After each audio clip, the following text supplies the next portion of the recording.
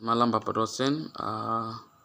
Perkenalkan, nama saya Winus Seran, kuliah di Universitas Nusantara Kupang, jurusan Sosiologi, kelas A, regular sore dengan NIM 1703080008. Baik, kesempatan ini saya akan mereview isi buku yang ke-7 dari mata kuliah kajian seminar masalah-masalah sosial dengan judul Ekonomi Politik dan Masalah Sosial. Pendekatan sosiologis untuk masalah sosial. Masalah kita yang paling serius adalah masalah sosial bagi Tony. Tidak ada solusi teknis, hanya solusi manusia. Gerge E. Browns Jr. Menyatakan bahwa teoritis Islam terbang pesawat jet dibajak ke World Trade Center dan potongan, membunuh hampir 3.000 orang. Amerika Serikat menyerang Afghanistan pada tahun 2001 dan pada Kongres tahun 2002 tindakan resmi militer terhadap Irak. Perang ini biaya diperkirakan 2 triliun. Kehidupan lebih dari 5.000 Amerika dan ratusan ribu diketahui dari penduduk Irak dan Afghanistan. Dan semakin mengancam Timur Tengah. Badai Katrina melanda Teluk Meksiko pada tahun 2005. Alat penyebab gempa alami terbesar dalam sejarah Amerika Serikat. Menyebabkan 1.500 kematian dan perpindahan ratusan ribu orang. Buku ini menyoroti problem-problem sosial yang diajukan selama dekade terakhir ini. Masalah lain yang akan kita selidiki adalah konsekuensi dari populasi, pertumbuhan, dan perubahan. Jumlah resmi penduduk Amerika Serikat melampaui angka 3.000 juta. Tanggal 17 Oktober 2006, problem-problem dewasa ini dihilangkan atau dikurangi. Atau masalah memburuk. Pertengahan slide isu-isu ini, imigrasi dan Browning di Amerika. Imigrasi dari Amerika Latin dan Asia memicu pertumbuhan penduduk. Sekitar setengah dari 100 mil terakhir sehingga Amerika adalah imigran dan mereka dari kecil. Setengah dari berikutnya 10 juta akan menjadi imigran atau anak-anak mereka. Pendekatan ilmu pengetahuan untuk masalah sosial. Ekonomi telah mengalami pergeseran dramatis dari satu didominasi oleh produksi menjadi satu sekarang oleh profesi pelayanan dan koleksi, penyimpanan, dan dia tak pernah berhenti di industri Totwain. Mencoba sebagian besar manufaktur sekarang dilakukan di negara-negara foreign, di mana kita perusahaan-perusahaan menghasilkan produk yang sama, tetapi dengan tenaga kerja yang lebih murah, pajak yang lebih rendah, dan kontrol pemerintah yang lebih sedikit. Beberapa layanan seperti penelitian, akuntansi, dan pusat panggilan juga telah ditransfer ke perusahaan luar negeri untuk meningkatkan laba. Saat ini tren ini berdampak negatif terhadap kita, para pekerja, dengan membuat pekerjaan mereka lebih tidak aman dan mengurangi atau menghilangkan keuntungan mereka. Dalam beberapa dekade mendatang, secara seraya 100 juta orang ditambahkan dan teknologi baru meningkatkan, globalisasi dikembangkan. Apakah kondisi kerja dan standar kehidupan pekerja akan merosot atau menjadi peningkatan di penderitaan orang miskin? Salah satu dari 8 orang Amerika miskin, pemerintah menganggap orang-orang yang berpenghasilan kurang dari 50% angka kemiskinan sangat miskin. Pada tahun 2008, 171 juta orang Amerika berada dalam kategori ini. Dua faktor yang mengarah ke spekulasi bahwa kebutuhan orang miskin tidak akan memenuhi secara memuaskan di masa depan. Pertama, kecenderungan bagi pemerintah federal untuk mengurangi program keamanan bersih untuk membantu orang miskin seperti kesejahteraan ibu tunggal, program gizi, Head Start, dan sejenisnya. Yang berikut pendekatan sosiologis untuk masalah sosial. Pengembang sedang membangun gedung. Yang berikut pendekatan sosiologis untuk masalah sosial.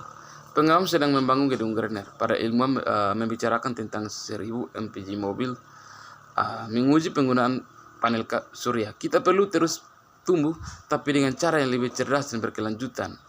Pada tingkat global, bumi mengalami pemanasan karena aktivitas manusia. Yang paling menonjol adalah penggunaan minyak dan karbon lainnya.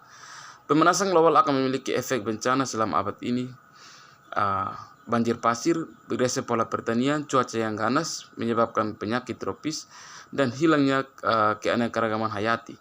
Untuk beberapa nama, Amerika Serikat adalah pengguna utama petrokomia, dan Cina akan melampaui itu sekitar 2025.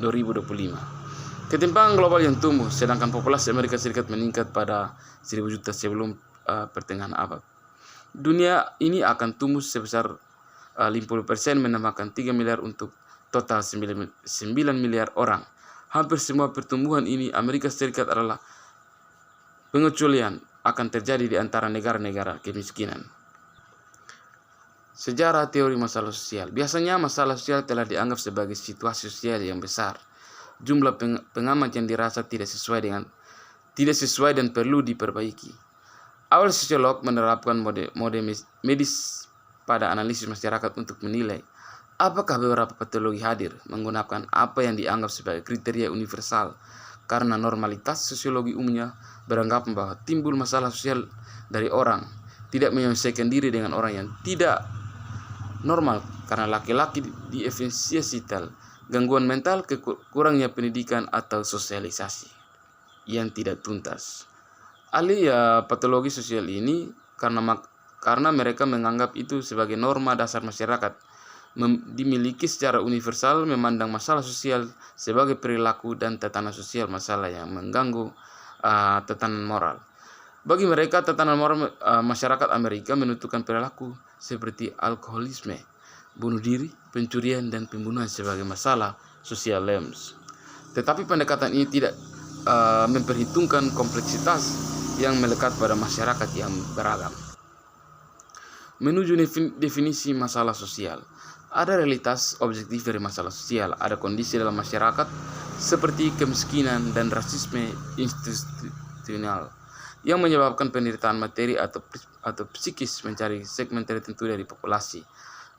Ada fenomena sosiokultural yang mencegah sejumlah besar peserta sosial berkembang dan menggunakan potensi penuh mereka.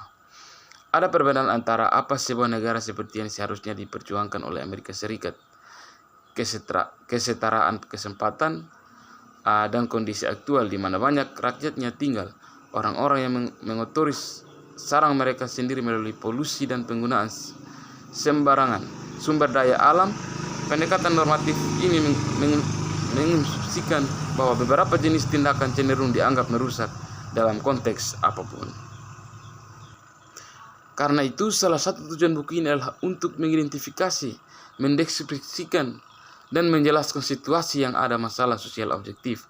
Namun ada beberapa bahaya dalam mendefinisikan masalah sosial secara objektif. Yang paling jelas adalah subjektivitas selalu ada. Untuk mendefinisikan fenomena bukan karena masalah masyarakat, bahwa itu kurang dari beberapa standar, tetapi standar apa yang akan digunakan, akankah standar masyarakat mencukupi dalam masyarakat majemuk seperti itu di Amerika Serikat. Tidak ada seperangkat pedoman yang seragam. Orang dari berbeda strata sosial dan lokasi sosial lainnya seperti wilayah, pekerjaan, ras, dan usia. Berbagai jenis problem sosial. Buku ini membahas dua jenis utama masalah sosial. Itu yang pertama, tindakan dan kondisi yang melanggar norma dan nilai yang ada dalam masyarakat. Dan yang kedua, kondisi yang ditimbulkan oleh masyarakat yang menyebabkan penderitaan psikis dan materi untuk setiap segmen penduduk. Yang berikut pelanggaran norma. Para sosiolog berminat pada ketidaksesuaian antara standar sosial dan realitas karena beberapa alasan. Pertama, pendekatan tradisional dan mengarahkan perhatian kepada kegagalan masyarakat. Para penjahat, yang sakit mental, yang putus sekolah, dan yang miskin. Para sosiolog memiliki banyak wawasan yang menjelaskan proses yang melaluinya individual mengalami tekanan yang berbeda-beda untuk terlibat dalam bentuk perilaku menyimpang tertentu karena lokasi mereka dalam struktur sosial, kelas sosial, pendudukan, usia, ras, dan peranan. Dan dalam ruang daerah, ukuran masyarakat, dan jenis lingkungannya. Yang berikut kondisi sosial. Jenis masalah sosial kedua yang ditekankan dalam teks ini melibatkan kondisi yang menyebabkan penderitaan psikis dan materi untuk beberapa kategori orang di Amerika Serikat. Di sini fokusnya adalah bagaimana masyarakat beroperasi dan siapa yang diuntungkan dan siapa yang tidak berada di bawah pengaturan yang sudah ada.